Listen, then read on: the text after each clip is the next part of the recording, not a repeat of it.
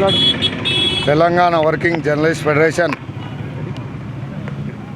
అందరు జర్నలిస్టుల సమస్యలపై గత 17 రోజులుగా రిలే దీక్షలు చేపడతా ఉన్నది. ముఖ్యంగా ఇండ్ల స్థలాలు, జర్నలిస్టుల క్యాష్లెస్ హెల్త్ బెనిఫిట్ కొరకు, అట్లాగే కర్ణాటక పక్క రాష్ట్రంలో పెన్షన్ సౌకర్యం ఉంది రిటైర్డ్ అయిన జర్నలిస్టులకు, అదొకటి. అక్రిడేషన్ కార్డులు, బస్ పాసులు, ఈ అన్ని అంశాలపైన రిలే దీక్షలు 17 రోజులుగా కొనసాగింది. ఈ దీక్షల సందర్భంగా కాంగ్రెస్ పెద్దలు వచ్చి ఈరోజు మూడా చైర్మన్ లక్ష్మణ్ యాదవ్, సురేందర్ రెడ్డి, డిసిసి కార్యదర్శి సిరాజ్ ఖాద్రి, మున్సిపల్ చైర్మన్ ఆనంద్ గౌడ్ మాజీ, అట్లే మైత్రి ఆదాయ, వీళ్ళందరినీ కూడా జర్నలిస్టులు ఆనాడు గత ప్రభుత్వంలో పోరాడిన జర్నలిస్టులకు అన్యాయం జరిగింది, బడుగు బలహీన వర్గాల జర్నలిస్టులే ఉన్నారని వారు ఎమ్మెల్యే దృష్టికి తీసుకుపోయారు. ప్రత్యేకంగా వారికి ప్రత్యేక ధన్యవాదాలు తెలుస్తున్నా.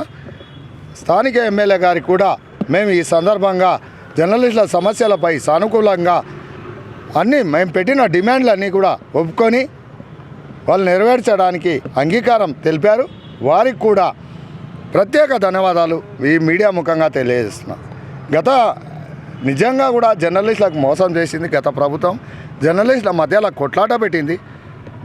ఒక ఉద్యమానికి ఊపిరి పోసిన జర్నలిస్టులను కొట్లాటలు పెట్టి వాళ్ళు ఆనందపడినరు. ఆ రోజే అందరికి ఇచ్చింటే ఈరోజు రోడ్ల మీద వచ్చి దీక్షలు చేసే అవసరం లేదు. ఆనాడు జర్నలిస్టుల మధ్యలో అందరికి ఇవ్వకుండా కొంతమందికే ఇచ్చి, వాళ్ళకి ఎవరు అనుకూలంగా ఉన్నారో వాళ్ళకే ఇచ్చి ఈ కొట్లాట పెట్టడానికి కారణమైనరు. మేము ఇవే సమస్యలు స్థానిక ఎమ్మెల్యే దృష్టికి తీసుకుపోయినాం. వాళ్ళు కూడా సానుకూలంగా స్పందించారు. మేము ఒకటే కోరినాం, బడుగు బలహీన వర్గాల నిరుపేద జర్నలిస్టులు రోడ్డు మీద పడినరు. వేరే వాళ్ళు అన్యాయంగా డబల్ పట్టాలు పొందినరు, 3-4 పట్టాలు కూడా పొందినని మేము చెప్పినాం.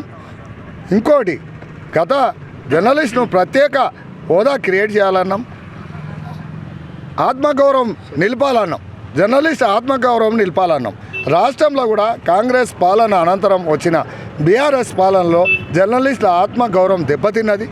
గత ప్రభుత్వం ఆగస్టు 15 కానీ 26 జనవరి కానీ ఒక ఆనవాయితీ ఉండే, కలెక్టర్తోన ఛాయ్ పే చర్చ అని, ఛాయ్ నీళ్ళు అని, అదొకటి కూడా వీళ్ళు విస్మరించిన బీఆర్ఎస్ ప్రభుత్వం.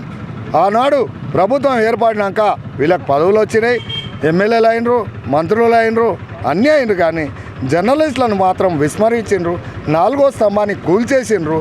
ఇప్పుడు కాంగ్రెస్ ప్రభుత్వం అన్నా మేము ప్రనాదంగా ముఖ్యమంత్రి ఈ జిల్లా నుంచి ఎమ్మెల్యేగా ఉన్నాడు కాబట్టి ముఖ్యమంత్రిని కోరుతున్నాం. జర్నలిస్టుల చిన్న కోరికలు, సొంత ఇంటి కోసం, గూడు కోసం చేస్తున్న దీక్షలు, అట్లాగే ఇతర రాష్ట్రాల్లో జర్నలిస్టులకు ఇస్తున్న బెనిఫిట్స్ కూడా ఈ రాష్ట్రంలో కూడా అమలు చేయాలని ఈ సందర్భంగా ఈ వేదిక ద్వారా మేము విజ్ఞప్తి చేస్తున్నాం. ఎమ్మెల్యే గారు ఇచ్చిన హామీ మేరకు ఈ నోటు దీక్ష విరమింపజేస్తూ ఉన్నాం. Telangana working journalist federation Mahabubnagar జిల్లా శాఖ ఆధ్వర్యంలో మహబూబ్నగర్ జిల్లా కేంద్రంలో జర్నలిస్టుల కోసం ఇండ్ల స్థలాల డిమాండ్ పేరుతో 17 రోజులుగా దీక్ష చేయడం జరిగింది. ఇందులో అనేక మంది జర్నలిస్ట్ సంఘాల నాయకులు, ప్రజా సంఘాల నాయకులు, రాజకీయ పార్టీల నాయకులు, కుల సంఘాల నాయకులు కూడా సంఘీభావం తెలిపి ఈ సమస్యను ప్రభుత్వం దృష్టికి వచ్చేటట్లుగా చేయడం జరిగింది. వాళ్ళందరూ డిమాండ్ మేరకు ఎమ్మెల్యే కూడా రంగంలోకి దిగి చర్చలు జరపడిన అనంతరం దాదాపు పట్టాలున్న వారితో పాటు జేజేఆర్ గుట్టలో పట్టాలున్న వాళ్ళతో పాటు మరో 30 మందికి అదనంగా ఇండ్లు ఇస్తామని చెప్పడం జరిగింది. అట్లాగే ఎస్వీఎస్ గుట్ట సర్వే నెంబర్ 25లో ఉన్న పట్టాదారులందరికీ